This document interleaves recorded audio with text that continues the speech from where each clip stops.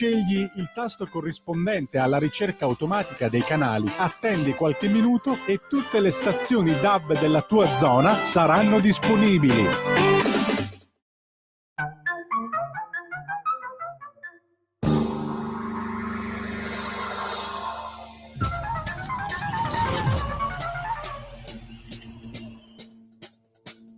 Va ora in onda Zoom, il drive time in mezzo ai fatti, con Antonino Danna.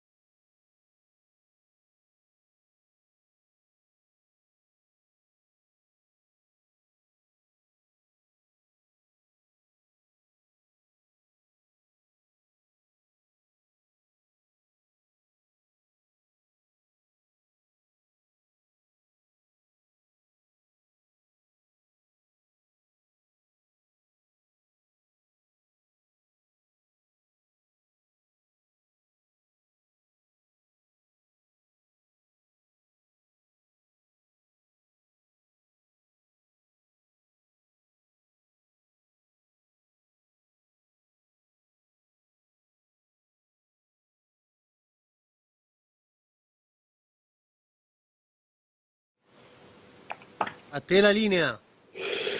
Mio amico Charlie, amiche e amici miei, ma non dell'avventura, buonasera, siete sulle magiche onde di Radio Libertà, questo è Zoom, il drive time in mezzo ai fatti, io sono Antonino Danna e questa è la puntata numero 908, l'ultima di quest'anno 2024, di oggi, lunedì 30 di dicembre, l'anno del Signore 2024, torneremo smaglianti e in forma come non mai il 2 gennaio del 2025. Allora, cominciamo subito la nostra trasmissione. Voglio salutare e ringraziare come sempre in plancia comando il nostro Lawrence Dumbria che mi permette di proiettarmi ai vostri occhi e alle vostre orecchie. Vi ricordo, date il sangue, in ospedale serve sempre.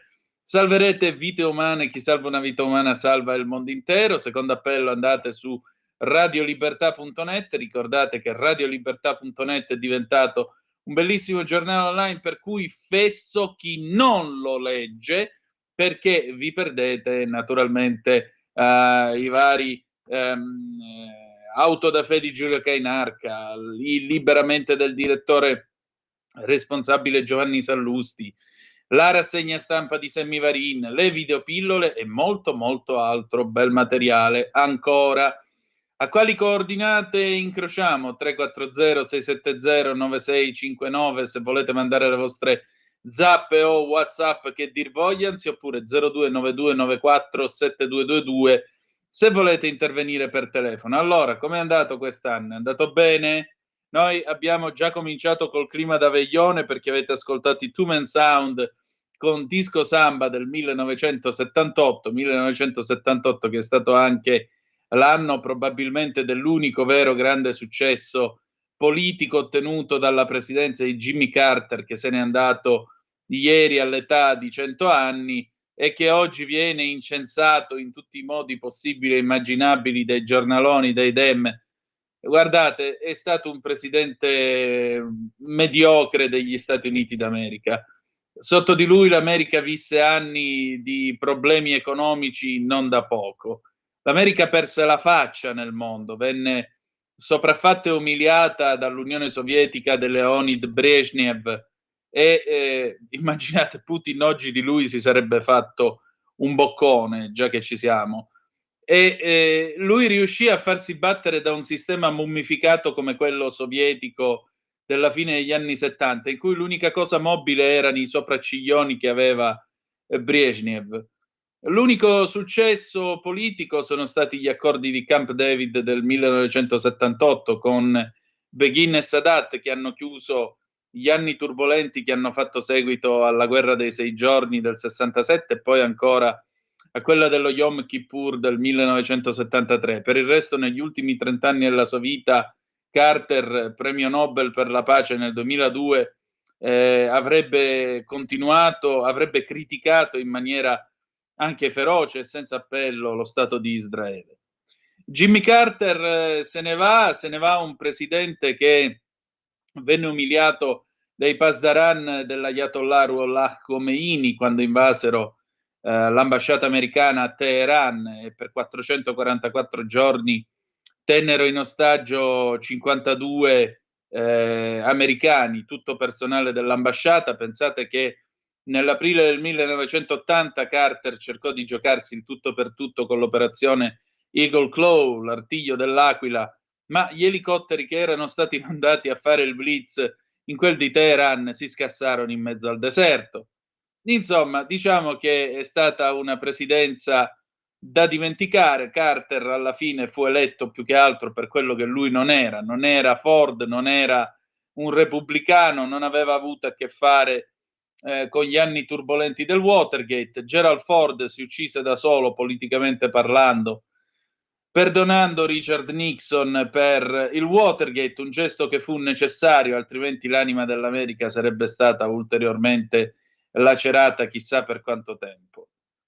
Venne battuto agevolmente da Ronald Reagan nel 1980 per il semplice e banale motivo che quest'uomo certamente buono, quest'uomo che era una specie di grillino cristiano, no? Uno che diceva sono l'everyman, sono l'uomo comune, l'uomo di tutti i giorni, l'uomo della strada che arriva a diventare presidente degli Stati Uniti d'America. In realtà era un latifondista che produceva noccioline, era un ingegnere, aveva collaborato allo sviluppo, quando era ufficiale della Marina Militare, dei sommergibili atomici.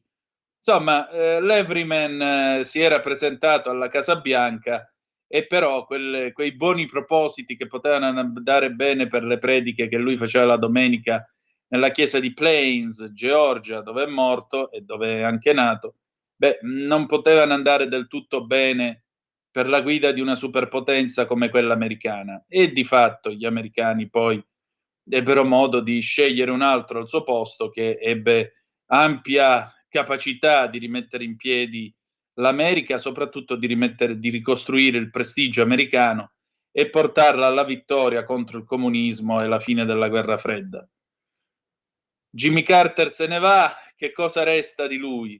Resta probabilmente l'impegno per il Medio Oriente, ma non resta tanto il suo record politico, che ripeto è abbastanza scarso, quanto la sua figura di filantropo, la sua figura di uomo che dopo la presidenza ha saputo reinventarsi non in un ruolo politico, anche perché non ce l'hanno più voluto in un ruolo politico, ma si è reinventato come uomo dedito al bene, costruiva case, si occupava di diritti umani, si occupava di queste e molte altre nobili cose. In quello gli è riuscito nettamente meglio rispetto alla guida della superpotenza americana. Per il resto non credo ci sia molto altro da aggiungere, anche se già abbiamo avuto uno come Biden, che è stato peggiore di Carter, pensate un po', che già lo ha incoronato come la stella di ciò che l'America sarà nei prossimi anni. Credo che le cose non andranno proprio così.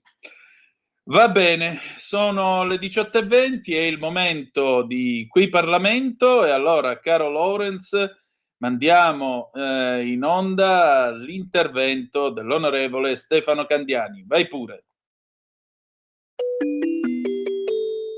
Qui Parlamento. No, Presidente, la prego, non si faccia crescere né le basette né la barba, sennò somiglierebbe a Maratina, il che non sarebbe un augurio.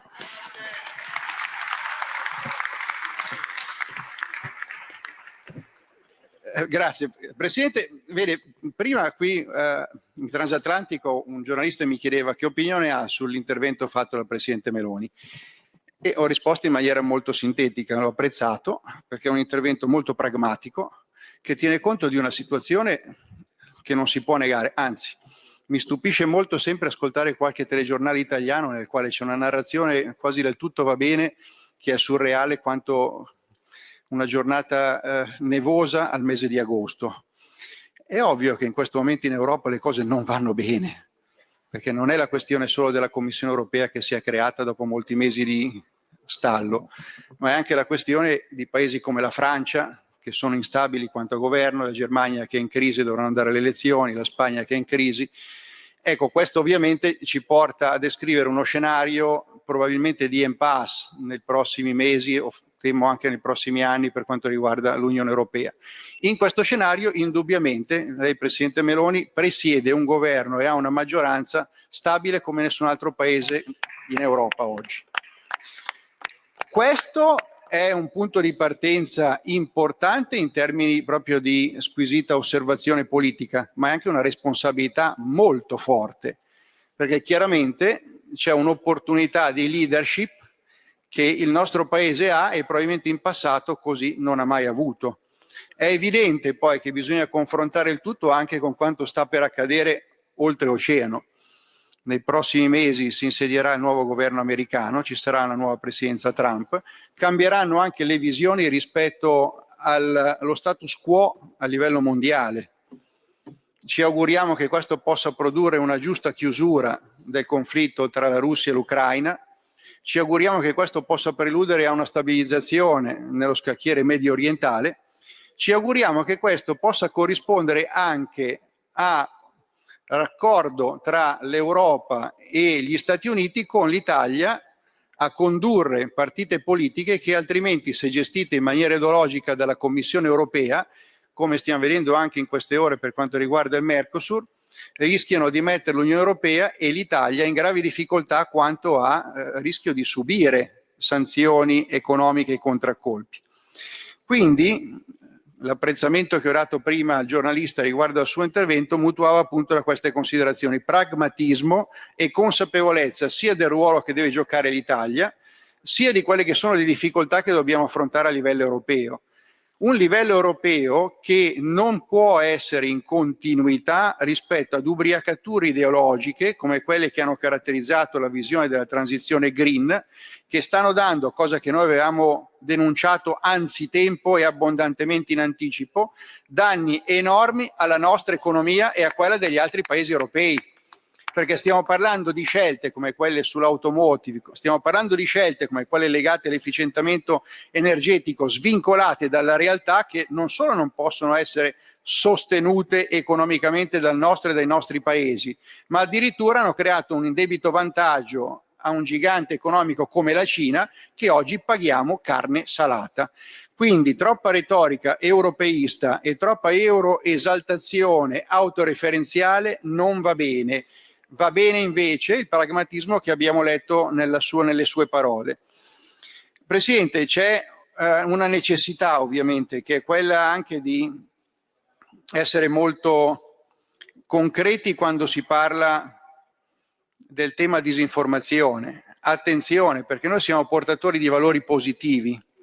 Io non vorrei che, mutuando ovviamente da quanto è accaduto in alcuni paesi dell'est europeo, oggi si possa instaurare, chiamiamola così, una dittatura del controllo, una censura preventiva sull'opinione, sul diritto di parola, sulle libertà, a partire da quelle fondamentali che è quella di espressione del pensiero. Attenzione, attenzione Presidente Meloni, perché abbiamo subito troppe volte la dittatura della sinistra che quando perde alle urne condiziona poi attraverso i mezzi di informazione, quelli sì, veramente lontani dalla realtà, ma condiziona poi l'opinione della gente fino a deformare la realtà. Ecco, questa disinformazione con chi si arroga il diritto di dare la patente di legittimità a chi è nel giusto o a chi è nello sbagliato ci fa molta paura, e diciamo anche a lei attenzione a non assecondare per quieto vivere impostazioni europee che sono in questa direzione. Favorire attraverso regole che vincolano e bloccano l'espressione dell'opinione una sinistra che è perdente a livello continentale.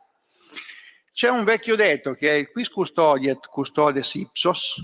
Attenzione, perché quando si mette qualcuno a definire chi è nel bene e chi è nel male, bisogna anche essere consapevoli che poi questo qualcuno va controllato, altrimenti siamo all'autoreferenzialità, con il rischio realmente di perdere poi il controllo delle nostre libertà.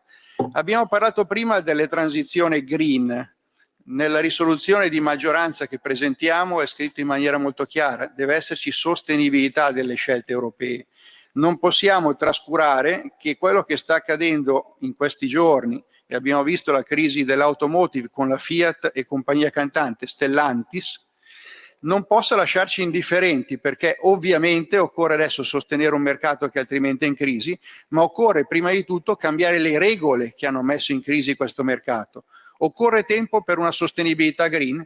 Sì, certo, ma occorre anche una consapevolezza che l'Unione Europea sta imponendo all'Europa da troppo tempo regole che non sono erga omnes, cioè che valgono per tutto il mondo, ma che valgono all'interno dell'Unione Europea per chi fa parte dell'Unione Europea, mentre il resto del mondo va in tutt'altra direzione, con un risultato che è frustrante alla fine, perché noi ci sottoponiamo a dei vincoli che gli altri non hanno, creandogli delle condizioni di concorrenza sleale nei nostri confronti e arrivando alla fine a pagare quel prezzo in termini di perdita di posti di lavoro, in termini di perdita di economia, per avere sul mercato comunque mezzi che non sono acquistati da nessuno, ma per avere un inquinamento globale che non è in relazione a quello che noi facciamo o non facciamo, ma al fatto che il mondo si è presta ad essere a superare gli 8 miliardi, poi saranno 9, poi 10 milioni di abitanti, e non sono certamente questi in Europa, come non sono europee quelle immagini che ci vengono propinate in televisione di maree di plastica che galleggia nel mare. Quelle non sono immagini che appartengono al Mediterraneo, sono immagini che appartengono ai paesi asiatici che appartengono a qualche paese del terzo mondo non sviluppato, ma che vengono brandite nei confronti degli europei per farli sentire con la coscienza pesante. Quindi quelle regole a cui noi ci sottoponiamo, ripeto, creano una disequazione in termini di competitività e non risolvono i problemi del mondo intero. Pragmatismo e consapevolezza. Come occorre consapevolezza quando si parla di chi vuole partecipare all'Unione Europea? Oggi parliamo di Georgia, parliamo ancora e continuamente in ogni risoluzione di adesione all'Unione Europea dei paesi dell'area balcanica, per l'amor del cielo, tutto ben venga purché crei stabilità e crei ovviamente benessere e crescita. Però lo dico in ogni intervento e lo ripeto anche questa volta, poniamoci una ragione, poniamoci un limite, poniamoci una riflessione su che cosa deve essere l'Unione Europea e l'Europa, perché se è un trattato che non ha alcun confine, fra poco il Giappone farà parte dell'Unione Europea.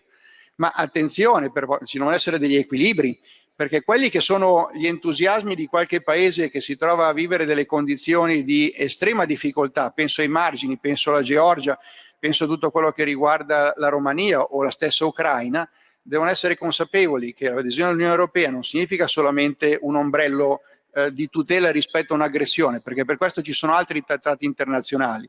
Partecipare all'Unione Europea significa rispettare i diritti, significa avere anche un'equazione differente tra l'economia e il diritto al lavoro, significa una serie di vincoli che non sono solamente l'entusiasmo della partecipazione al primo istante, ma significa fare sacrifici, sacrifici che i nostri cittadini hanno già fatto e che non sono certamente sostenibili da parte di tutti i paesi che vogliono aderire all'Unione Europea.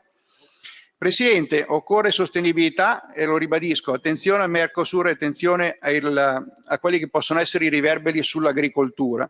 Noi abbiamo da difendere questa agricoltura non come una semplice etichetta, ma come la spina dorsale della nostra stessa identità di paese. Qui Parlamento.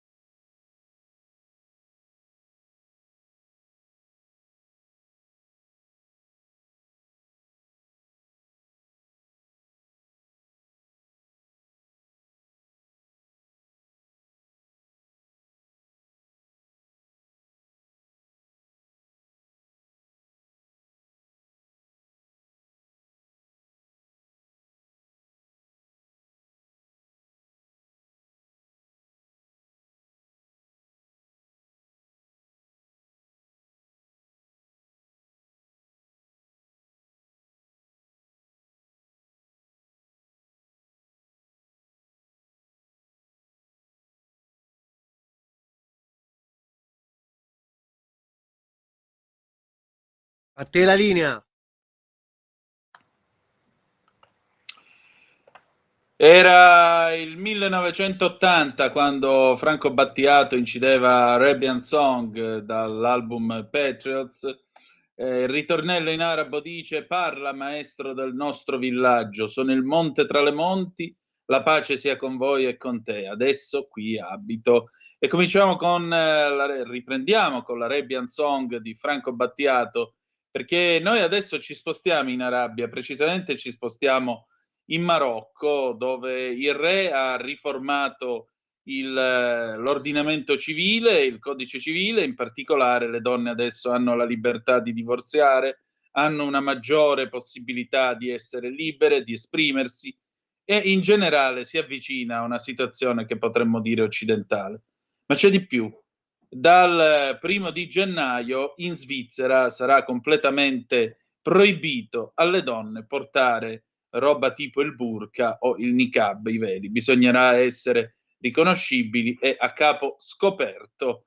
A proposito, è arrivata adesso una zappa 340-670-9659. Caro Antonino, grazie per tutto lo splendido lavoro e impegno che ci hai dedicato anche quest'anno. E se è vero che the best is yet to come, chissà che cosa ci riserverai per il 2025. Auguro a te, ai registi, a tutti i componenti della famiglia della radio, all the best, perché ve lo meritate tutto. Buon anno a Luciana, non più da Udine, ma da Muggiò. Altrettanto a te, mia cara, altrettanto a te, e the best is yet to come, il meglio deve ancora venire, coraggio e avanti. E allora vi stavo dicendo, con chi abbiamo parlato di tutto questo, del fatto appunto che la Svizzera dal 1 gennaio non permetterà più l'uso di burqa, niqab e quant'altro alle donne? Beh, con Suad Sbais, va a dire. Lorenz, vai pure.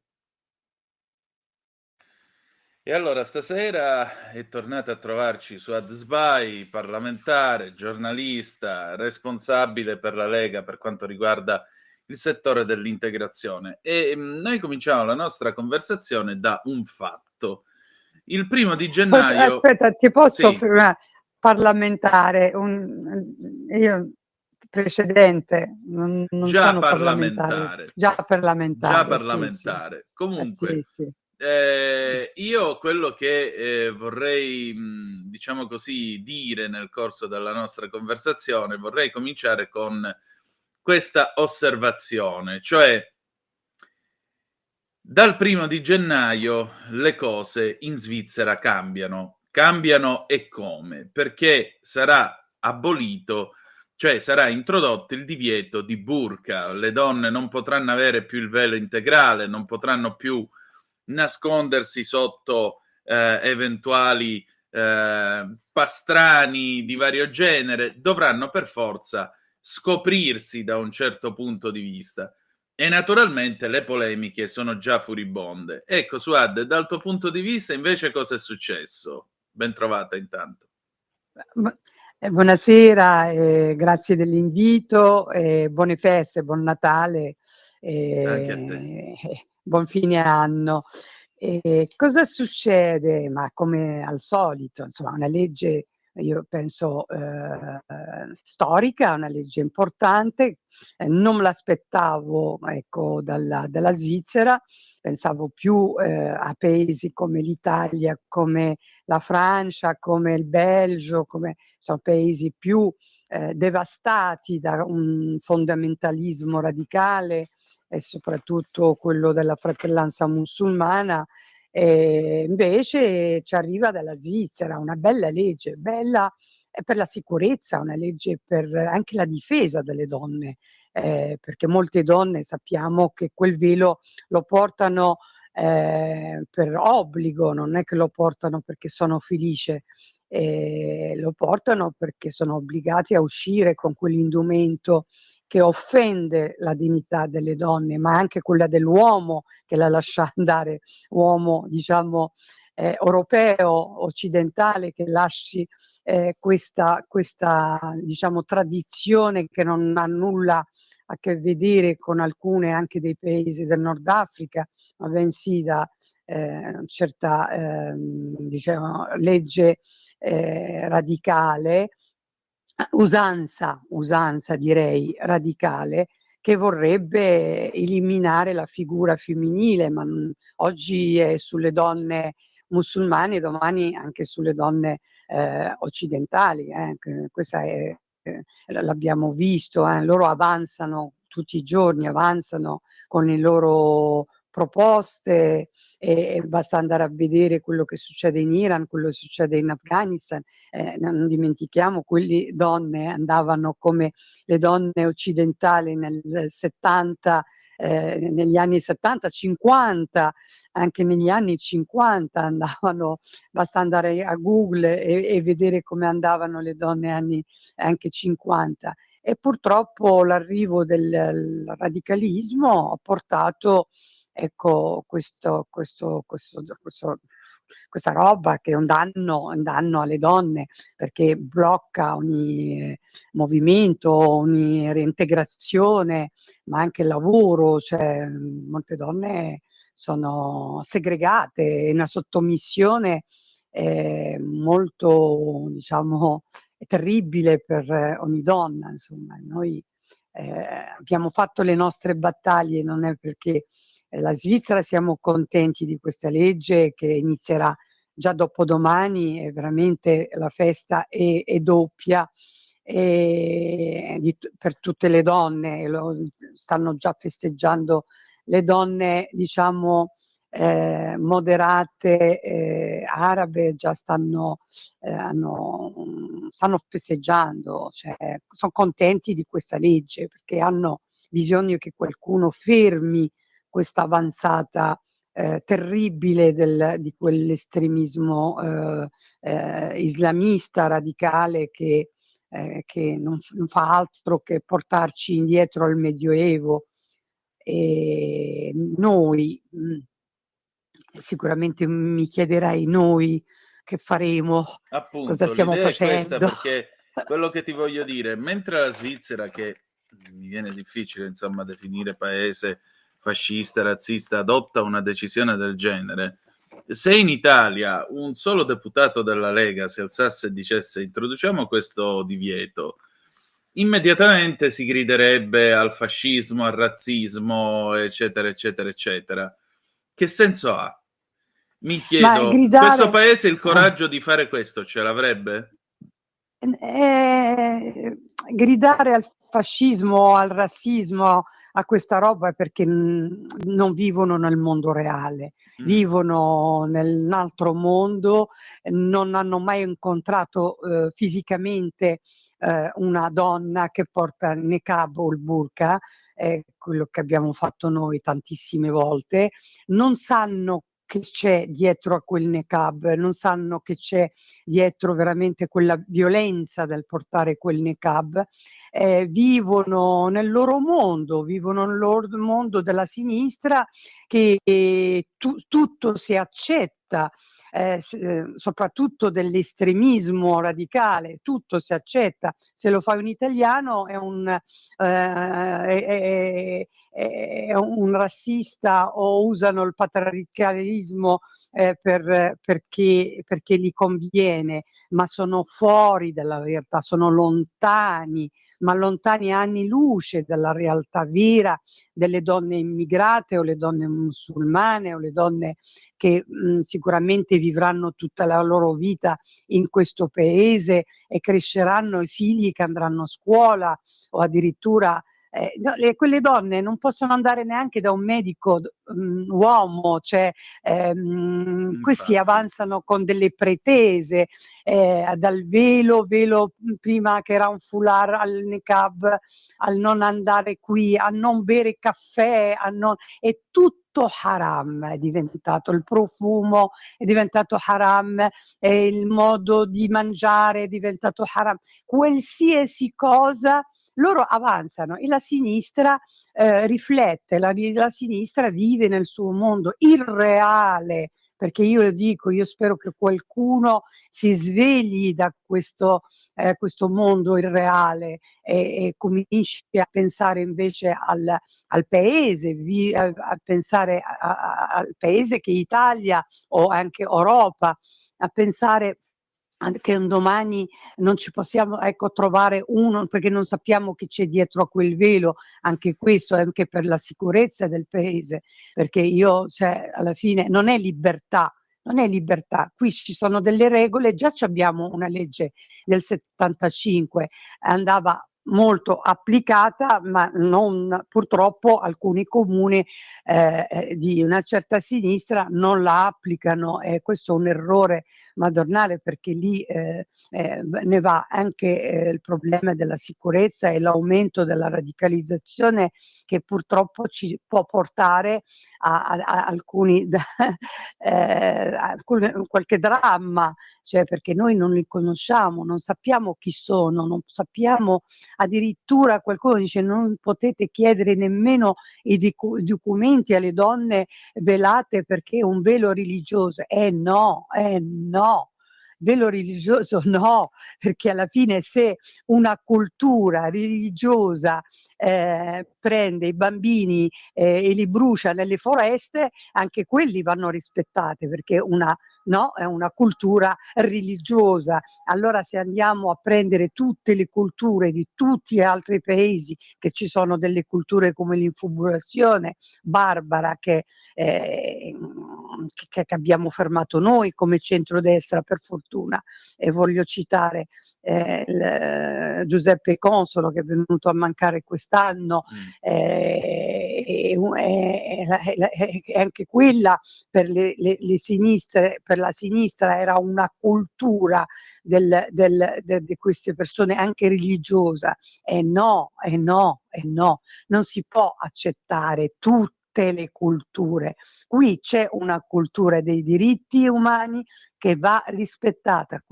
Siamo in Occidente, siamo in Italia, e bisogna rispettare queste culture, e chi non è d'accordo e chi non gli sta bene, o chi vuole la confusione, perché di confusione si tratta, lasciamo fare, laissez-faire di tutti, e si crea confusione, e anche separare una certa anche religione, insomma, anche il Vaticano deve mollare un pochino che l'Italia debba avere una sua libertà nel trattare queste tematiche. Nel Vaticano non succede, ma in Italia succede, però ne troviamo alcuni che fanno pressione anche loro per questo rispetto del diritto religioso. Ci mancherebbe altro, la libertà religiosa proprio fa parte della nostra nostro primo pensiero, ma la libertà religiosa non vuol dire fare quello che uno vuole. La libertà religiosa, preghi, finita la preghiera, finisce lì. Ecco la libertà religiosa cosa vuol dire, ma non che importi tutta la tua tradizione, la tua cultura, che non ha nulla a che vedere con la cultura, diciamo, occidentale, ma neanche mia, che vengo dal mondo arabo. Io la rigetto tutta, totalmente, come la maggioranza di gente come me che la rigetta totalmente. Il problema in Italia devono avere il coraggio della Svizzera, ma aggiungere solo un punto alla legge che già c'è del 75, e aggiungere indumenti che coprono il volto, che non si possono identificare, aggiungere burqa e niqab, aggiungere quei indumenti che abbiamo difficoltà a identificare. Io tra E l'altro basta, serve poco, non serve tanto, però bisogna farlo, perché più si aspetta, peggio è, perché loro avanzano e noi stiamo lì a pensare se sì, se no, se perché. E no, qui domani, come è già successo, e ne abbiamo parlato da te, Antonino, la bambina a 9 anni che è andata all'elementare con il niqab, e quella non è altro che la prova, no? Testano la nostra, no, critica dove può arrivare, e quella piano piano c'è la prima, la seconda, la terza, e poi diventa tutta una classe, sembra che siamo, che ne so, Diventa anche tutta una classe Afghanistan. che chiede di celebrare il Ramadan in un paese cattolico come a Pioltello.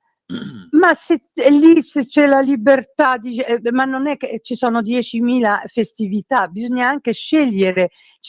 Allora, se andiamo a festeggiare tutte le festività di tutti i stranieri che sono in Italia, perché non ci sono solo i musulmani, ci sono gli hindu, ci sono altri, diciamo,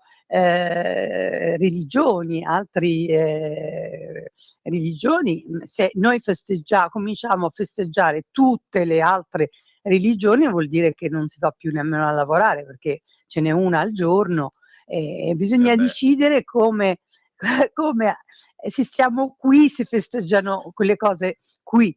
Se sei in Marocco, festeggi le feste del Marocco, che sono tantissime, bellissime, per carità, molto belle, ma si fanno lì, ma non si può spostare tutte le festività di ogni religione, in questo caso, cioè diventa un caos inutile, e non c'è rispetto, perché poi quando uno glielo dà alla fine, poi a toglierglielo diventa un problema, a toglierli queste cose. Invece bisogna cominciare col rispetto, perché loro rispettano, sono gli insegnanti, che alcuni insegnanti di sinistra, come ho ben visto io quando c'era in una scuola dove una famiglia marocchina, dicevano delle famiglie marocchine che non volevano quel crocifisso.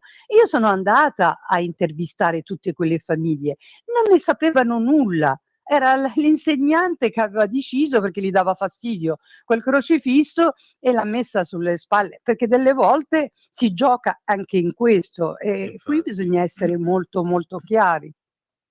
Esattamente. Ecco, ma a maggior ragione mi chiedo veramente se in questo paese avremo un po' di coraggio nel prendere queste decisioni e nel fare questa integrazione alla legge reale che tu chiedi. Un'altra cosa che io voglio chiederti, Suad, in tutto questo però in Marocco ci sono delle riforme legislative non da poco, perché sta cambiando il diritto di famiglia, e il re, che peraltro è un uomo molto moderno, molto coraggioso, molto aperto, sta spingendo il Marocco sempre più verso una via di apertura e di modernizzazione. Che cosa cambia? Ma è questo il paradosso. I paesi arabi avanzano, e avanzano con delle riforme positive, delle riforme che rispettano, diciamo, i diritti umani, perché questa legge, che ancora nessuno ne ha parlato, i giornali, secondo me la prima volta che se ne parlerà è nella vostra radio. Questo è un progetto di una, diciamo, riforma che si chiama Mudawana, presentata il 24, proprio qualche giorno fa, il 24 dicembre, davanti al re Mohammed VI. È una riforma qui, gestione è affidata, è interessante questa parte, è affidata solo all'istituzione come il Ministero della Giustizia, il Consiglio Superiore del Potere Giudiziario, e il Presidente della Procura, che è importantissimo. E questa deve far riflettere. Sono comunque direttive reali, perché è stato deciso del re di mandare questo studio di riforma, che già c'è stato nel 2024 una parte, adesso questa, diciamo, è la terza. C'è stata una prima, la seconda, e questa è la terza. Diciamo che questa riforma, diciamo, dalla Mudawana, il diritto di famiglia non è appannaggio, e questo è interessante, degli ulama religiosi, è solo dell'istituzione. Nel precedente testo c'erano molti ulama religiosi che comunque rallentavano ogni processo. La cosa per me molto interessante è stata anche questa. Spetta proprio all'istituzione a decidere e non, e non ai religiosi, come succede purtroppo qui da noi, che lasciano tutti le decisioni alle varie moschee fai da te. E un'altra cosa per la Mudawana, e spero che qualche giornalista prenda questa, ecco, si interessi un pochino di questo cambiamento. E poi ecco, di questo cambiamento della Mudawana, che sembra lontano, ma non è tanto lontano, visto che la comunità in Italia è quasi di 500.000 persone. Qui bisogna essere chiari, bisogna anche prendere le giurisprudenze anche altrui per non far passare qualsiasi cosa nel nostro paese, perché come è successo in questi anni tutto si accetta, infibulazione, quello. Qui no, qui ci sono delle regole molto precise. E la cosa ancora più interessante ha immesso anche il Consiglio nazionale per i diritti umani e le autorità, diciamo, governative, che sono responsabili dei diritti, di diritti sociali della famiglia. Questo un po' mi ha sorpreso, devo dire, non più le ulama religiose, ma bensì società civile governativa che si occupa di diritti umani. Questa secondo me è una cosa molto molto molto interessante. E ci sono 16 punti di questo cambiamento di questa proposta.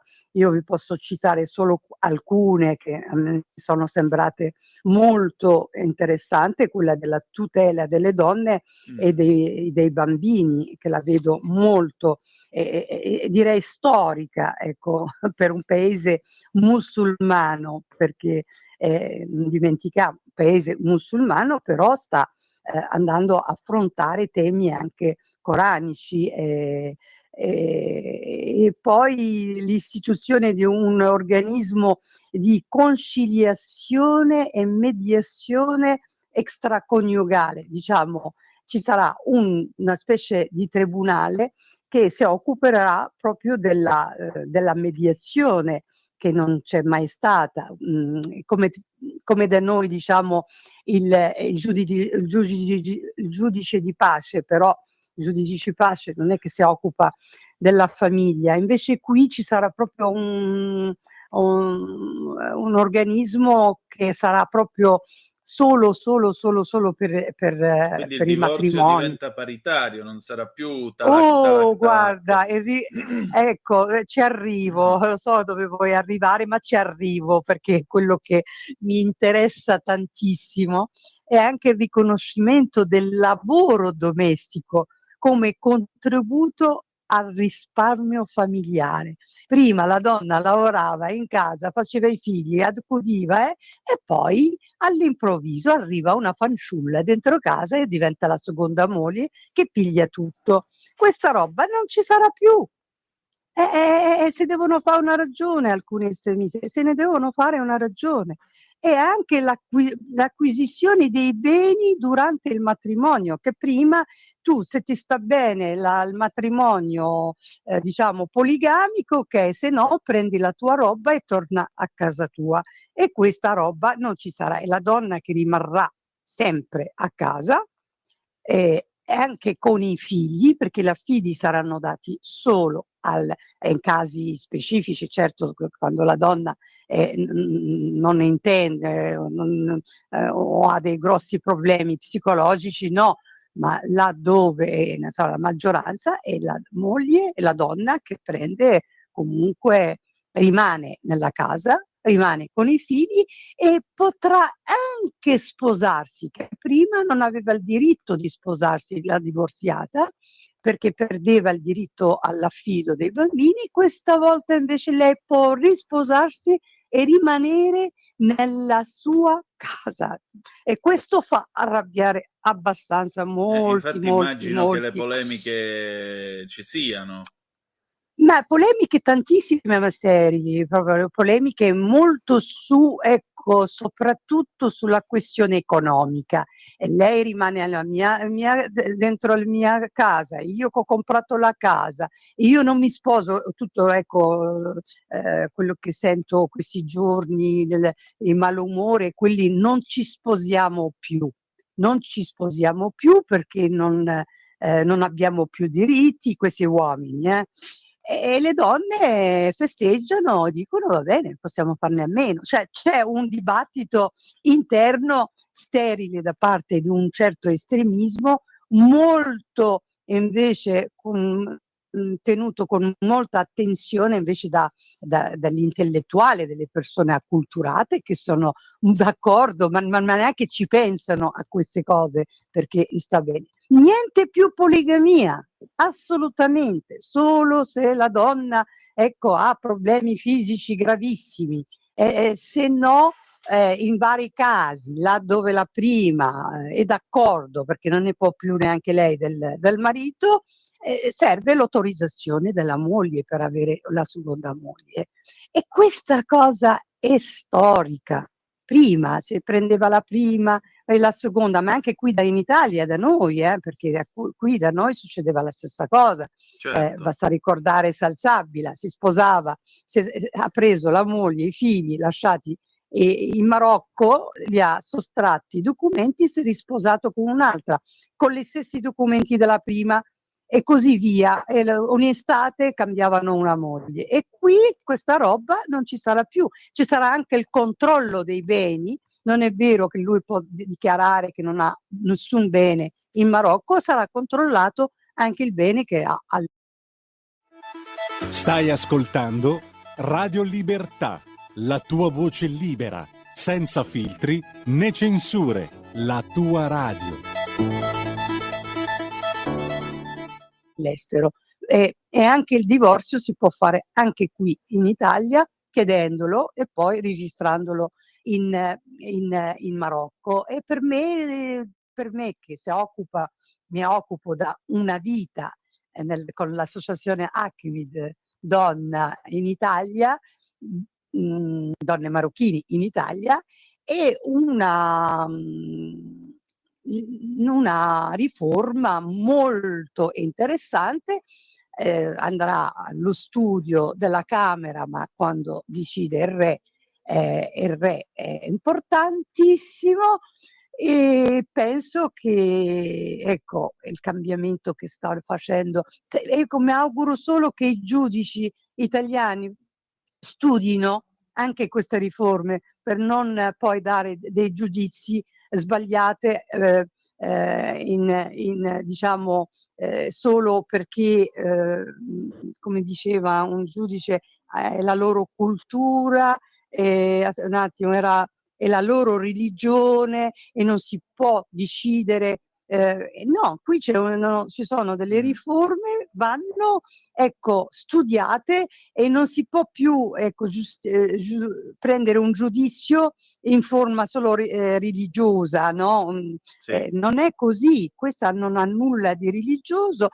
È molto coraggiosa, devo dire, una proposta molto, molto coraggiosa, perché va a toccare comunque la legge sull'eredità, che è coranica, e la toccano, e vedi, la toccano, e il popolo deve anche accettarla, alcuni punti si è obbligato a accettare. E questo, torniamo al discorso nostro, le culture cambiano e noi che cosa rimaniamo? Noi rimaniamo, no? E questa è la cultura loro, bisogna rispettare quell'altra cultura. Qui ci deve essere una cultura, una sola, quella italiana. Vuoi vivere in questo paese? Bisogna seguire queste regole. Non ti piacciono queste regole? Prendi il primo charter e torni a casa. Esattamente.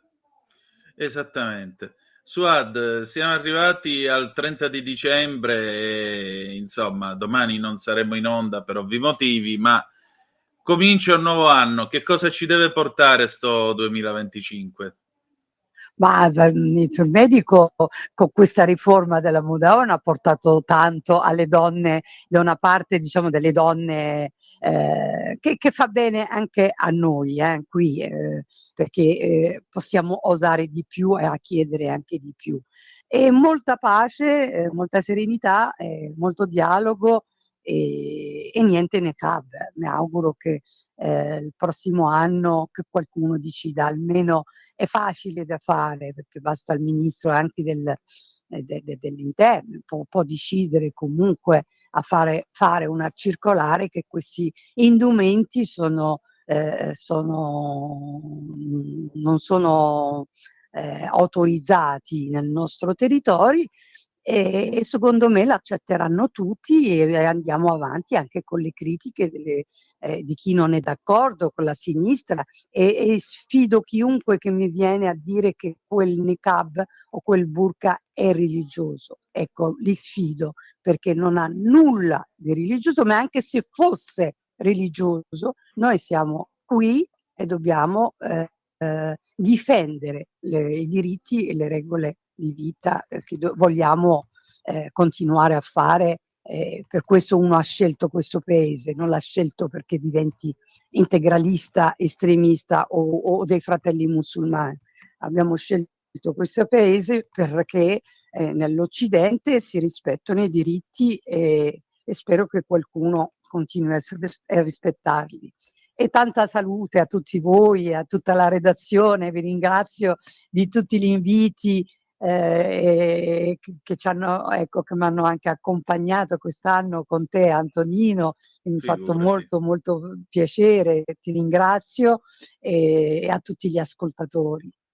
Grazie ancora e inshallah, a Dio piacendo.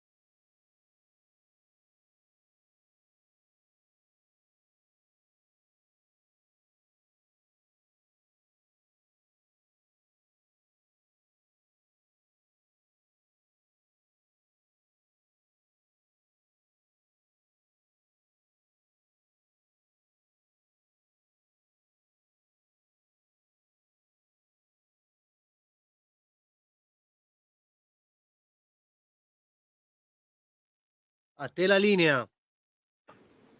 Grazie Lorenz, eccoci qua, avete ascoltato l'immenso Daniele Pace e Cristina Moffa nel 1980 con Non per vantarci, le 19:09 minuti tra una manciata di secondi, eccole qua, le 19:09 minuti sulle magiche onde di Radio Libertà, puntata 908 di Zoom che chiude questo 2024. Domani non saremo in onda, neanche dopodomani, giorno di Capodanno, ma ci ritroveremo il 2 gennaio.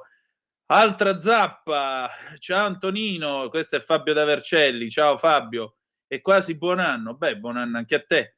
Io purtroppo, a differenza del grande Carlo Cambi, sono dell'opinione che il vero problema attuale del paese è l'immigrazione dal terzo mondo, ancor più del problema economico. Anzi, se possibile, il problema economico è conseguenza dell'immigrazione selvaggia a basso costo. Quindi io ci penserei 2 volte a incolpare la Lega di aver dimenticato i territori, visto che denunciare l'immigrazione è salvaguardare i territori. Spiace che adesso alcuni politici di spicco della Lega prestino il fianco agli attacchi al segretario, venendo definiti come vicini al ceto produttivo.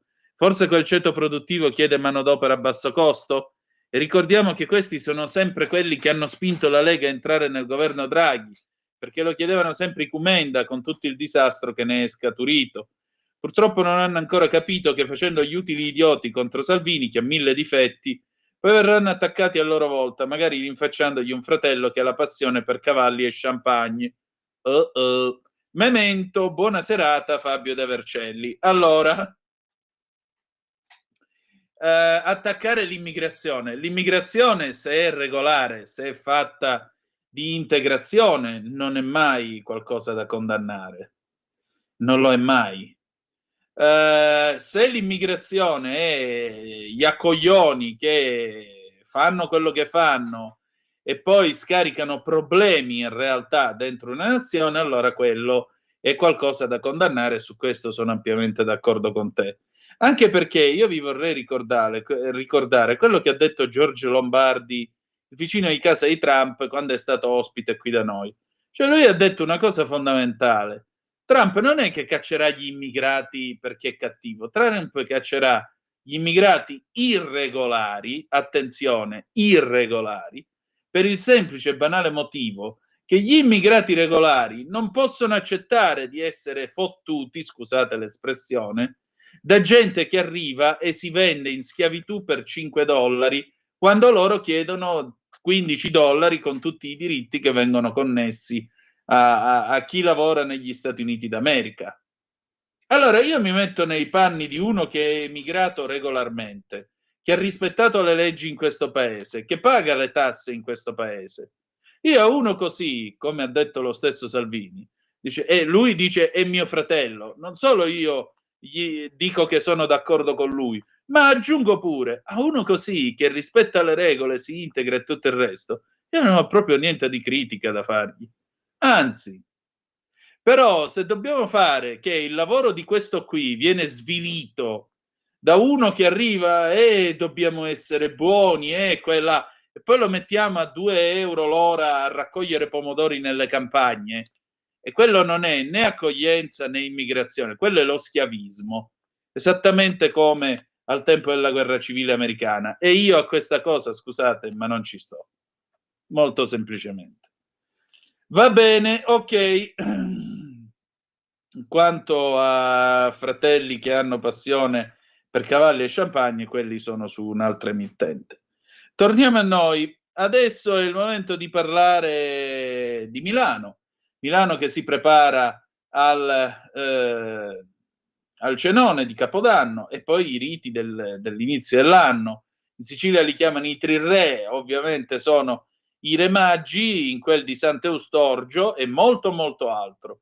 Chi è che torna stasera con la grande città? Ma ovviamente lei, la soave Carla De Bernardi. Vai pure, Lorenz.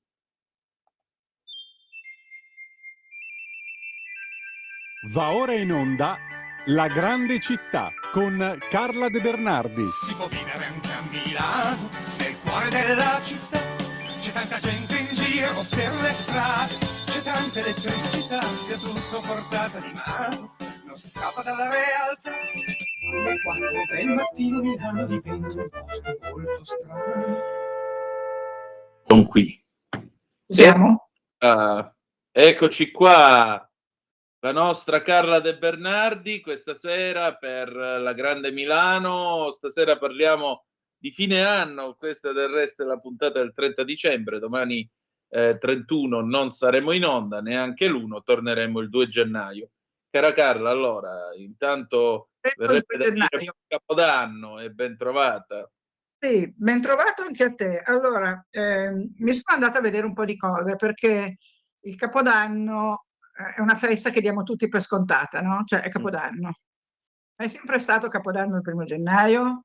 No, il Capodanno prima era il 1° marzo, prima di Giulio Cesare. Fu Giulio Cesare che nel 46 a.C. Decise che invece sarebbe stato il 1° di gennaio. 1° di gennaio perché veniva dopo i Saturnalia che finiscono a fine, come si chiama? A fine dicembre.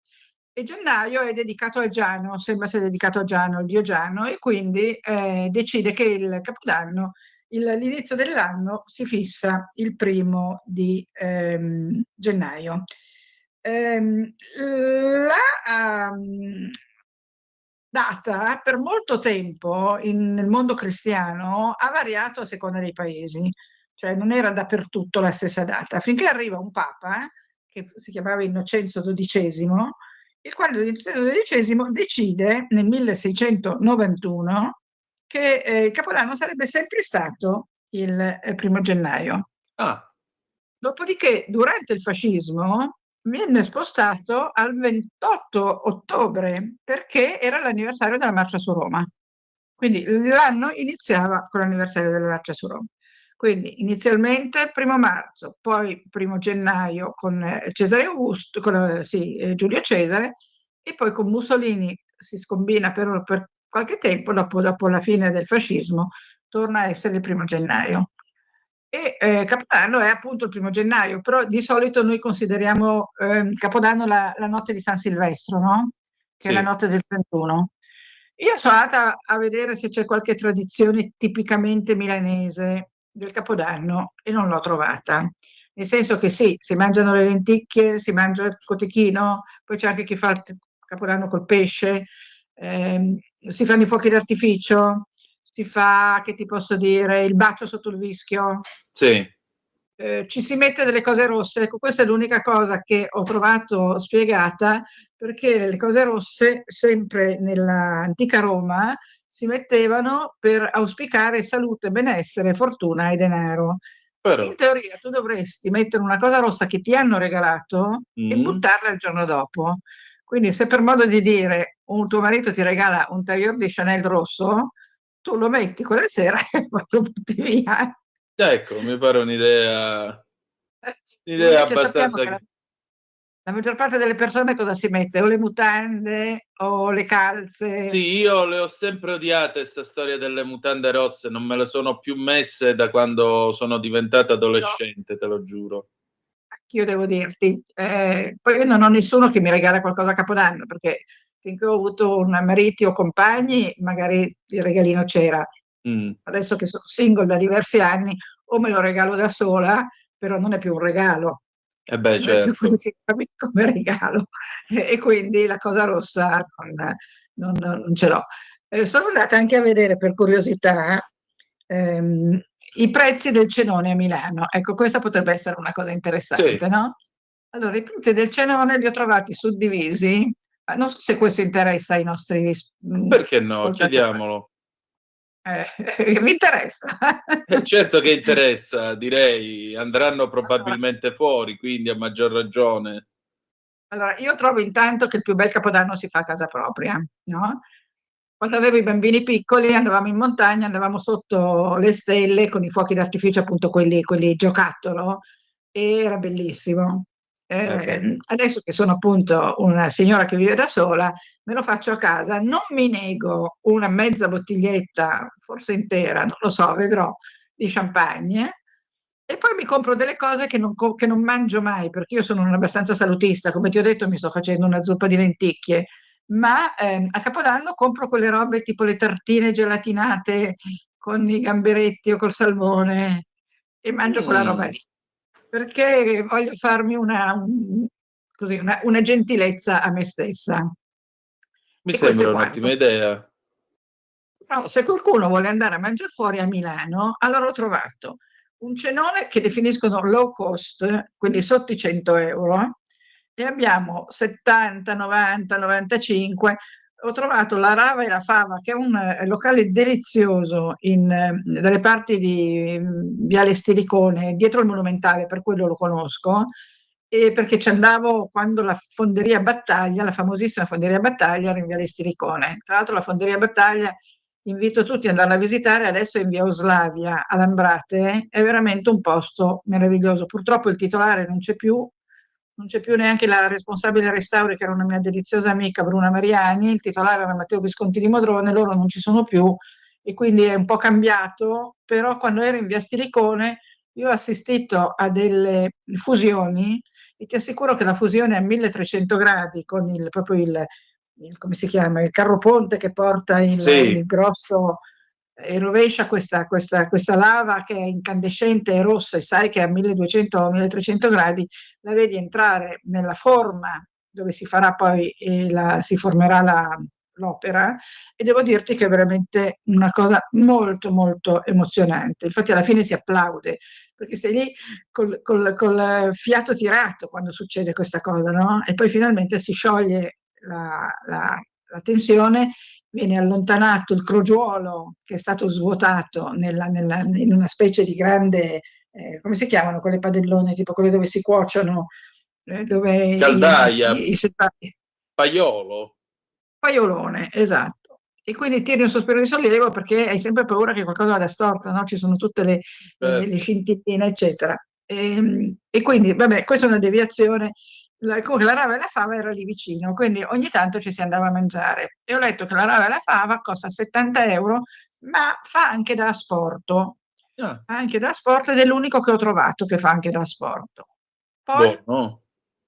sotto i 100 euro ne ho trovati altri 4-5 che non conosco, quindi non, insomma, comunque se uno va su puntarellarossa.it trova tutti i ristoranti suddivisi per prezzo. Allora poi passiamo alla fascia 100-150 e ne abbiamo 1, 2, 3, 4, 5, 6, 7, 8, 9, 10, 11, 12, 13 e di questi qualcuno le conosco. Ti spiego perché. Uno è l'antica Osteria Cavallini in via Mauro Macchi, che è una delle vecchie trattorie milanesi con una bellissima veranda, ed è proprio la trattoria milanese della borghesia milanese, non so come dirti, perché ci sono le trattorie milanesi che sono quelle un pochino più, che tendono un po' più verso l'osteria, no?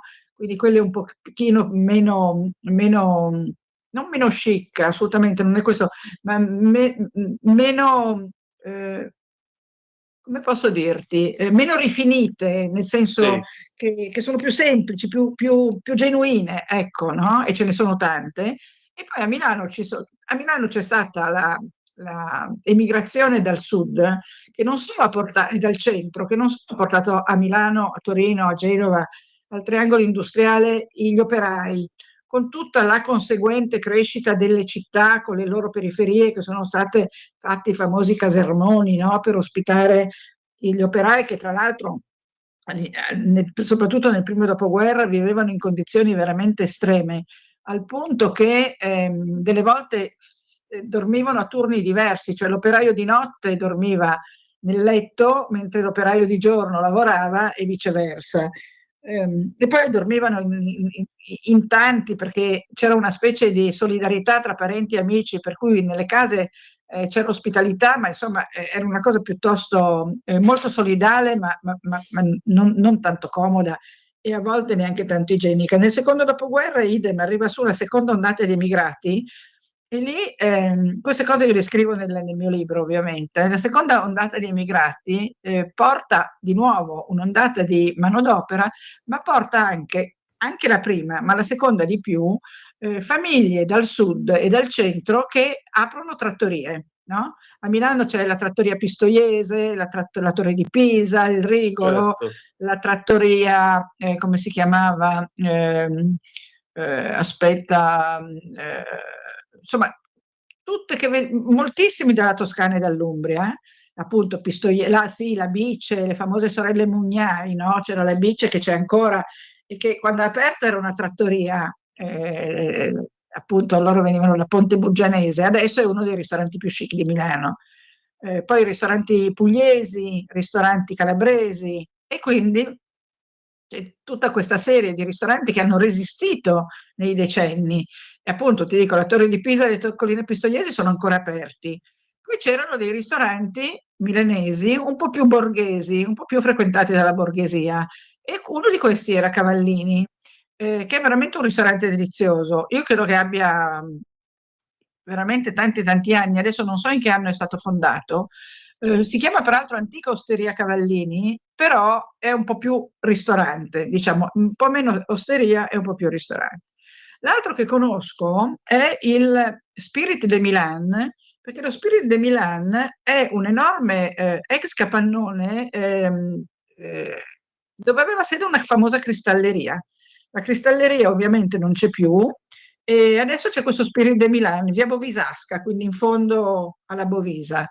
Io ci ho fatto una cena della mia associazione Amici del Monumentale 2 anni fa e devo dire che è stato bellissimo perché c'è questo enorme spazio, c'è uno spazio a lato dove suonano e poi c'è questo grande spazio dove si cena con delle grandi tavolate. Anche noi eravamo 60 persone, divise ovviamente in 3 tavoli, però in 3 lunghi tavoli con le tovaglie bianche e rosse e si mangia benissimo lo Spirit de Milan. E lo Spirit de Milan mi dicono che costa 150 euro. Poi se saliamo di prezzo, Crazy Pizza, che quindi fa la pizza a casa mia, perché se no non si chiamerebbe Crazy Pizza, 170 euro. Poi ce ne sono degli altri che io non conosco di nuovo. Poi saliamo a 250, da 200 in su fino a 500 e c'è per esempio il Seta. Il Seta, io non ci sono mai andata perché è un ristorante veramente molto molto caro anche normalmente, ha sede nel Mandarin Hotel. Tu sai che la catena del Mandarin Hotel è una delle più lussuose del mondo. E qualche anno fa ha aperto a Milano, dietro Via Manzoni, il Mandarin, che è sono entrata nella hall tanto per così, per curiosare, è di un fasto, e poi è quel fasto metà occidentale e metà orientale, hai capito? Che non sono ovviamente il folklore orientale, ma è uno stile orientale minimalista, però abbastanza florido, abbastanza sfarzoso. E questo ristorante Seta, di cui sento sempre dire meraviglie, ma il Seta ci piazza, ha 2 stelle Michelin, quindi se le merita evidentemente, e ne siamo a 460 euro. L'unico che ho trovato a 1000 euro, che peraltro ha 1 stella Michelin, mentre il Mandarin ne ha 2, è 1000 euro in Galleria Vittorio Emanuele, il Carlo Cracco, perché evidentemente si paga la posizione, cioè cenare in Galleria Vittorio Emanuele a 2 passi dal Duomo e se qualcuno vuole spendere, non voglio dire buttare via perché mi sembra una villanata, ma se uno vuole spendere 1000 euro a persona, ecco che può andare da Carlo Cracco in galleria. E questo è quanto ho trovato sulla ristorazione milanese. Non ho trovato tradizioni, a parte questa appunto del cotechino, che lo sappiamo tutti, e delle lenticchie. Perché si mangiano le lenticchie? Lo sai anche tu, Antonino. Perché le lenticchie sono come le monete. Soldi. Perché poi dovrebbero portare soldi. Sì. Io mangio Non lenticchie accade tutti mai. gli anni, ma soldi non ne ho mai visti arrivare con le lenticchie. E quindi questo è. Detto questo, non vorrei anticipare quello che dovremmo dire la settimana prossima, perché la settimana prossima saremo invece vicini all'Epifania, no? Esatto. Perché sarà il 2, lunedì sarà il 2. No, non è lunedì il 2, sarà ovviamente, ora mi cogli impreparato, non ho un Scusa, calendario oggi che giorno è? Lunedì? Oggi è lunedì 30, il prossimo sarà lunedì 6, la Befana, signore e signori. Appunto, quindi lunedì 6 la Befana, parleremo dell'Epifania. L'Epifania c'è tutta una tradizione a Milano, tra l'altro questo lo dico perché se poi lo dico il 6 è troppo tardi, a Milano c'è la parata dei Maggi. Quindi tutti i 6 dicembre si va 6 con i gennaio. bambini, possibilmente, sì, 6 gennaio, in piazza Sant'Eustorgio, dove è conservata il sepolcro dei Magi, ma questo lo diremo lunedì prossimo, e lì ogni 6 gennaio c'è una parata che parte dal Duomo, se non ricordo male, aspetta che lo controllo. Sì, allora ci sono i 3 re magi, Melchiorre, Baldassarre e Gaspare, i quali partono da Piazza Duomo, partono da Piazza Duomo, si fermano a fare una sosta, un pit stop in San Lorenzo, dove ci sono le colonne, sai, e poi arrivano a Sant'Eustorgio. Sant'Eustorgio c'è il presepe, c'è un grande presepe vivente in costume, e poi ci sono, che ne so, delle cose da fare. Io non ci sono mai andata, però c'è questo presepe col bue e l'asinello, credo veri, ammesso che si possano ancora usare animali veri per fare una cosa del genere, non sia proibito dalle varie convenzioni, eccetera. E su Sant'Eustorgio, sul campanile, i milanesi lo sanno, forse gli altri lo sanno meno, c'è proprio la stella cometa. Quindi che tu la campanile di meraviglia. Sant'Eustorgio da lontano lo riconosci perché ha proprio la stella cometa. Quindi non voglio anticipare niente, però dire a tutti che se vogliono, e soprattutto chi ha bambini, andare a vedere il corteo dei Magi ha sempre un grande successo, perché sono molto vistosi come abbigliamento, perché insomma erano sembra che loro siano detti magi perché sembra che fossero proprio dei maghi, degli alchimisti, oltre che degli astronomi, perché seguirono la stella cometa fino a Betlemme. Stai ascoltando Radio Libertà, la tua voce libera, senza filtri né censura. La tua radio. E quindi per i bambini è sicuramente uno spettacolo interessante. Io magari quest'anno ci vado, guarda. Va Lo bene. prometto tutti gli anni, poi il 6 di solito finisce che non ci vado. Invece quest'anno ci vado. Se vieni anche tu, ci vediamo lì. Perché no? Vediamo, dipende anche dall'ora, perché ti ricordo che poi alle 18 bisogna essere in onda, quindi.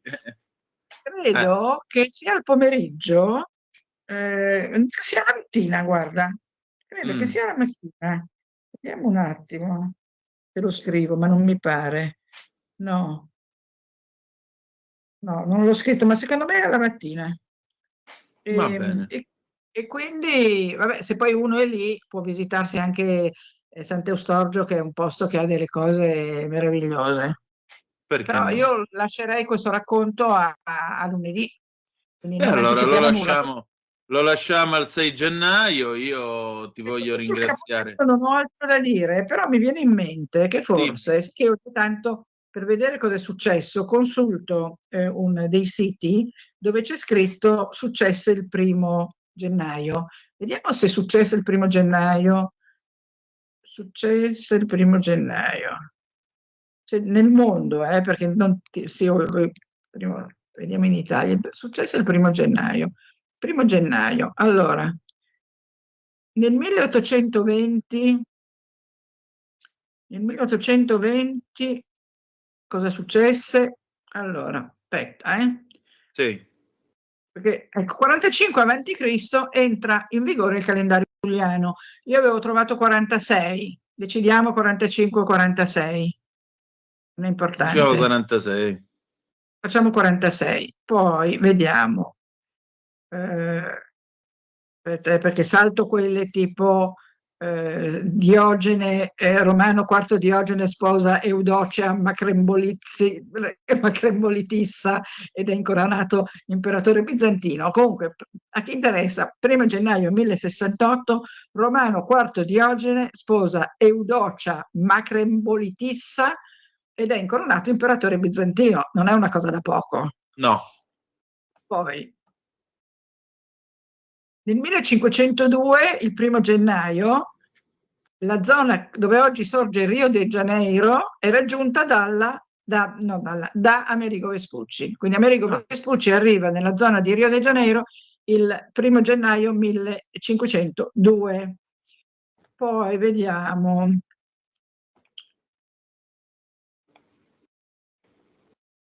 Vediamo. Questo lasciamo perdere.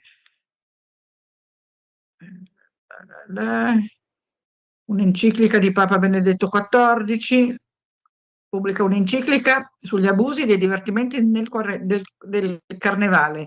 È molto severo sul divertimento del carnevale, questo Papa Benedetto XIV nel 1748. Poi nel 1788 viene pubblicato il primo numero del Times a Londra. Nel 1800 si scioglie la compagnia olandese delle Indie Orientali, sai quelli che facevano avanti e indietro con le È porcellane. rimasta solo la pubblicità e i regali periodo di Natale. Esattamente, esattamente. Scusate, è una Poi, battuta un po' loffia, lo ammetto. no, non è vero. Mary Shelley pubblica Frankenstein. Questa cosa è divertente perché non tutti sanno che Frankenstein è stato scritto dalla moglie del poeta Shelley, che si chiamava Mary Shelley. E credo che solo chi ha letto Frankenstein lo sa, perché non è così nota questa cosa. Tra l'altro tu sai che Shelley con la moglie Mary e un gruppo di amici avevano preso casa a San Terenzo e Lerici. Sì. Avevano preso casa a San Terenzo, che è appunto un sobborgo, una frazione di Lerici, e davano scandalo perché erano promiscui, perché vivevano tutti assieme, perché i bambini giravano nudi, eccetera, eccetera. E stanno lì ed è questa comunità di strani personaggi, guardati un po' in maniera appunto come degli strani tipi. Shelley a un certo punto salpa da Lerici per andare a Londra a fondare un giornale. Mm-hmm. E salpa con una goletta che si chiamava Ariel. Aspetta che voglio vedere con chi era, perché non era da solo, non mi ricordo se era con, aspetta, Shelley, insomma, comunque salpa con la goletta che aveva chiamato Ariel dalla tempesta di Shakespeare e guarda caso becca proprio una tempesta e parte da Lerici e non arriva mai a Londra, dove doveva fondare un giornale con questo suo amico. Ecco, eccolo qua, Il viaggio e la morte, l'ho trovato. Allora lui parte per andare a Londra a fondare questo giornale e invece fa naufragio. Ti dico, la coincidenza che la goletta si chiamasse Ariel è abbastanza singolare, no? Dopo, poi non dà più notizie e dopo un po' di giorni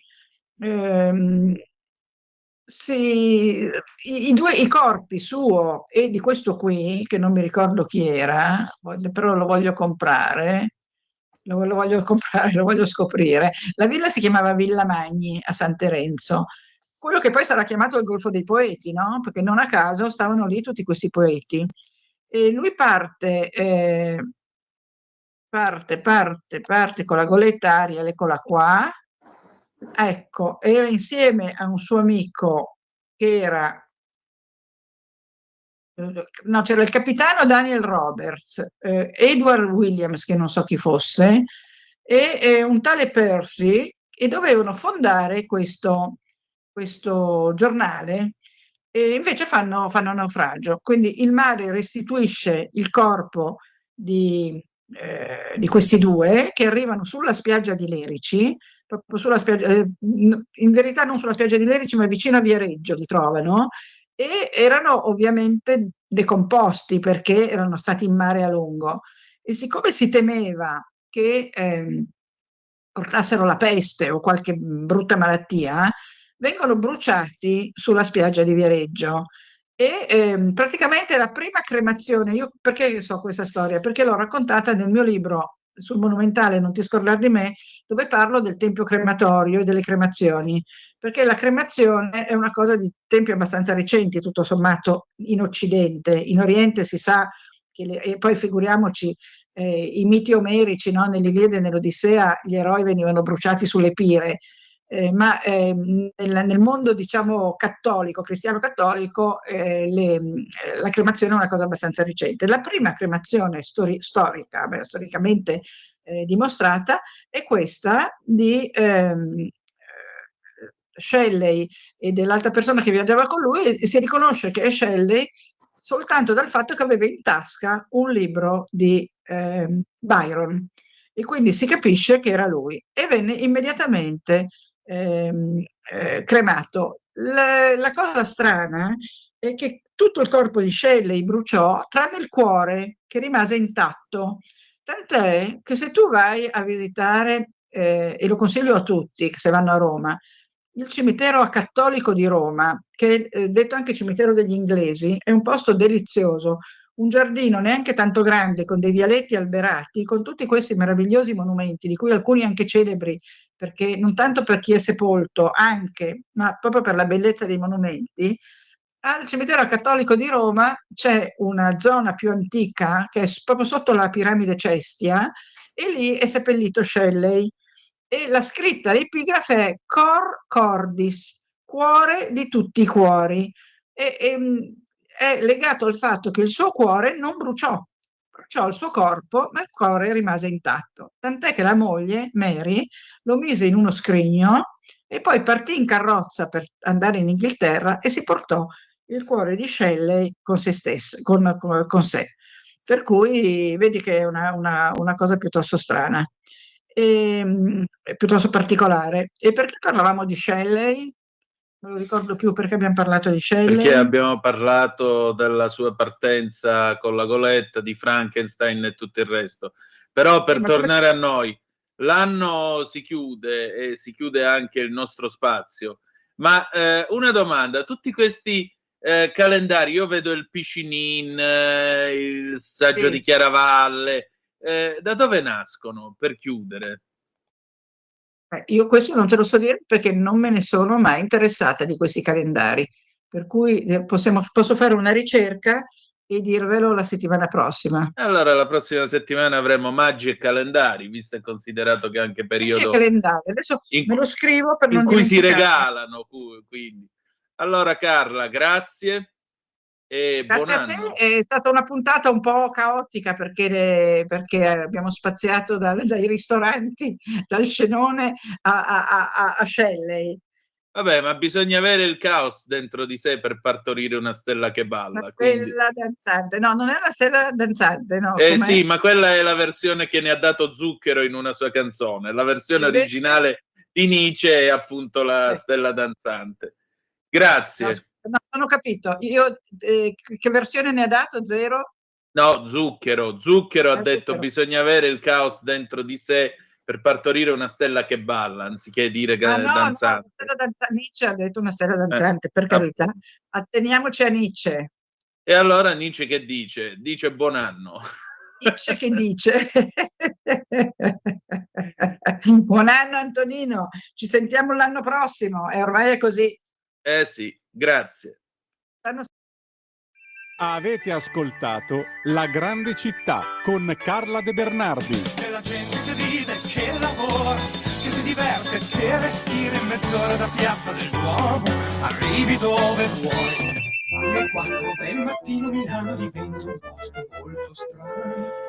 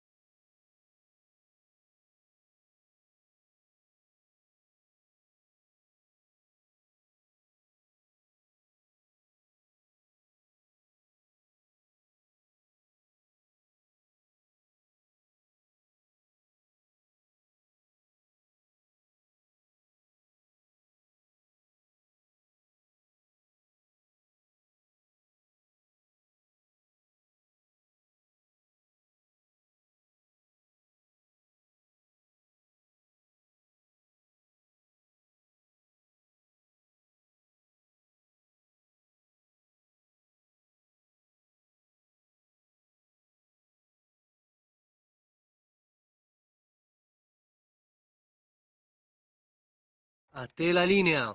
Grazie Lorenz, siamo ormai nel finale. Quella che avete ascoltato è Federico l'olandese volante, Wojtyła Disco Dance, anno di grazia 1979. Voglio onorare così uno degli uomini che ha fatto la storia della radio libera, Federico l'olandese volante, un grande che ha iniziato nelle radio pirata che trasmettevano dai battelli sul canale della Manica, che avanti ieri ha annunciato il suo ritiro. Inutile dire, massimo rispetto per un uomo che ha veramente rappresentato la colonna sonora nella vita di tanti per generazioni. Grazie di tutto, caro Federico l'olandese volante. E adesso abbiamo ancora 2 minuti, per cui telefono 0292947222 e chiudiamo questa trasmissione. Pronto, chi è là? Eccomi, Michele Caruso. Ciao Michele, chiudiamo l'anno, dimmi tutto. Dulcis in fundo, con i botti, si chiude l'anno con Michele Caruso, su Radio Libertà, la Talk Radio, Zoom, il Drive Time in mezzo ai fatti, che quest'anno è stato così voluto,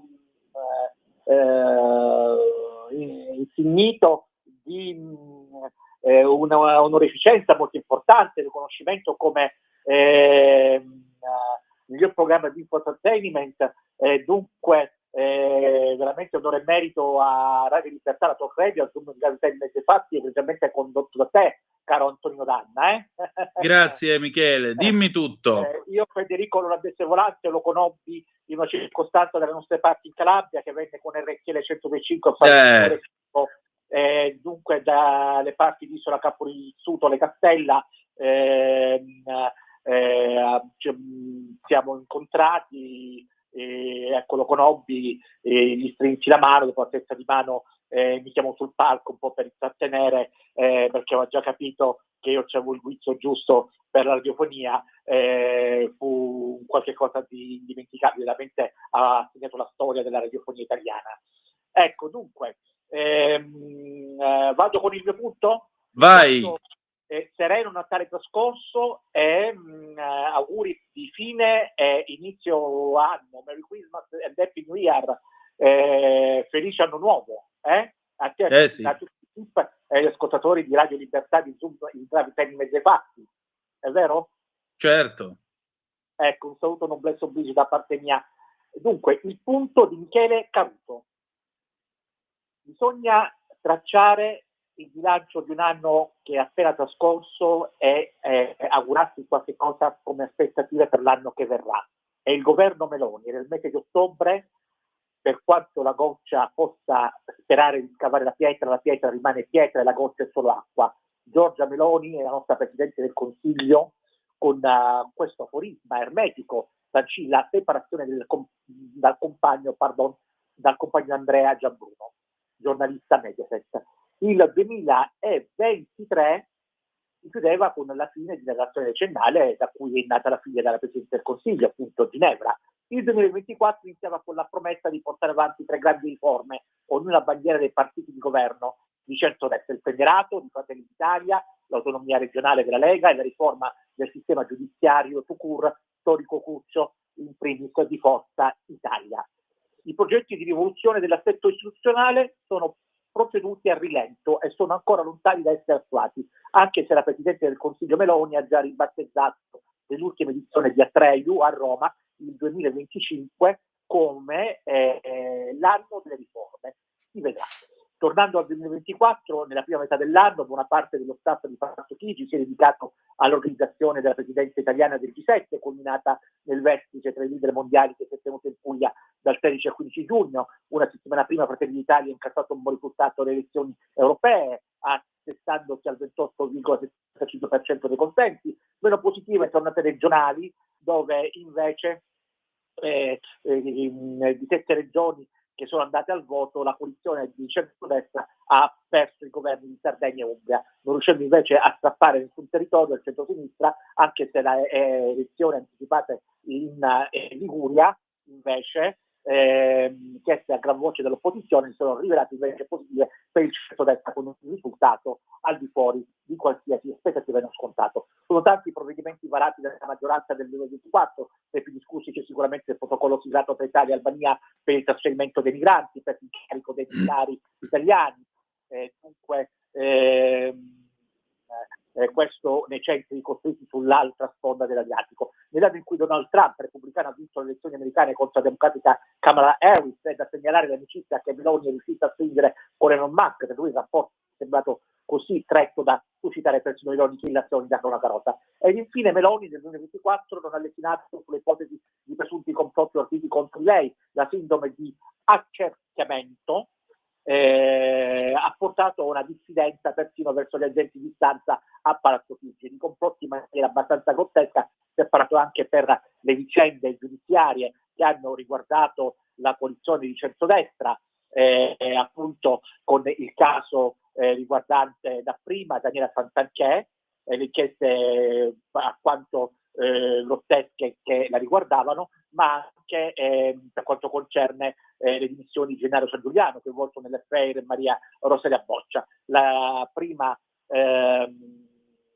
resiste nell'esecutivo, il secondo è stato sostituito da Alessandro Giudi. Dunque, allora concludo ancora rinnovando gli auguri per un felice anno nuovo. Michele Caruso chiede al giornalista Antonio Danna un bilancio su questo governo in questo anno e che cosa c'è da aspettarsi per l'anno nuovo. Da Michele Caruso ancora buona serata e felice anno nuovo a tutta Radio Vita. Allora, auguri a te Michele. Molto semplicemente che cosa ci si aspetta?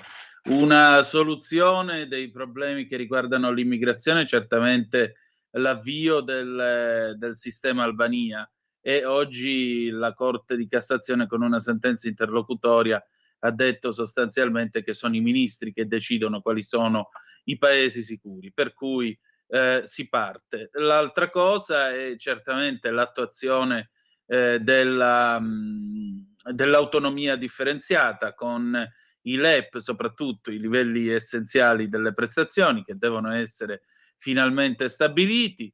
Che altro? Garantire più sicurezza a questo paese, dare lavoro in questo paese, e ci auguriamo che questo clima di collaborazione con gli Stati Uniti d'America, soprattutto dopo il prossimo 20 di gennaio, porti a un miglioramento anche dell'economia italiana. Un'Italia che debba essere più presente e più forte in Europa, un'Italia che debba giocarsi bene le proprie carte, appunto, nel vecchio continente, stante l'impasse di Francia e Germania, e poi ancora la riforma della magistratura e dello Stato. Insomma, c'è molto da fare. Abbiamo un'altra telefonata. Pronto, chi è là? Ciao Antonino, sono Vito Coviello, volevo farti gli auguri per il nuovo Grazie, anno. Vito, grazie. E agli ascoltatori. Che dire, sono molto interessato, non so se sarà migliore o peggiore il nuovo anno con questi chiari di luna, però senz'altro è foriero di nuovi accadimenti ed è interessante, molto interessante da vivere, e io lo voglio vivere con curiosità. Ancora Vito, chiudi con una bella poesia, ci vuole. Una mattina allo specchio mi sono svegliato e nello specchio non ho trovato più il mio viso, ma solo la mia anima. Quella mattina nello specchio ho ritrovato i miei ricordi, gli occhi di mia moglie, il sorriso di mia figlia, e ho ringraziato Dio per tutto quello che mi aveva dato, e ho ringraziato Dio per questa nuova dimensione, che è una dimensione dell'anima. Tutto lì. Signori, Vito Coviello, everybody, veramente un grande. Grazie Vito, tanti auguri e buon anno. Ancora auguri, grazie. Allora, noi chiudiamo qui, grazie per essere stati con noi in questo 2024, ci auguriamo che siate sempre più numerosi anche nel 2025, e ci salutiamo con il coro Allegro con brio dell'Università della Terza Età di Paterno Dugnano, che canta Old Lang Syne, o meglio noto come il Valzer delle Candele, con la direzione di Renato Tagliabue. A noi grazie 2024. Grazie Lorenz per il tuo servizio, un saluto a tutti i colleghi della radio, e che dire di più, grazie a tutti voi. A tutti voi giunga, ovunque voi siate, il nostro più cordiale e sentito augurio per un felice anno nuovo, perché ogni anno è un libro vuoto, ed essendo vuoto hai la libertà più grande e impagabile del mondo che nessuno può sottrarti. scriverci parole nuove, che voi possiate scrivere queste parole nuove nell'anno che nasce. Grazie ancora e ricordate che the best is yet to come, il meglio deve ancora venire. Vi ha parlato Antonino Danna. Buonasera e buon anno. Avete ascoltato Zoom, il drive time in mezzo ai fatti.